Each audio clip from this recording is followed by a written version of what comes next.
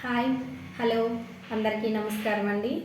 నేను మీ Rajeswari, SR overseas consultancy private limited, Pathapatnam నుంచి అండి.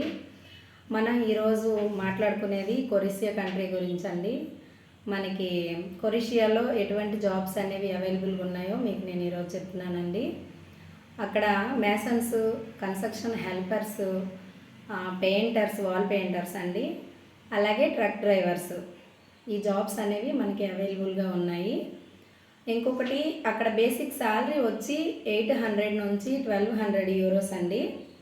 వీళ్ళకైతే మాత్రం ఒక్కొక్కరికి ఒక్కోలా ఉంటాయి అక్కడ జాబులు బట్టి శాలరీస్, బేసిక్ శాలరీ అది.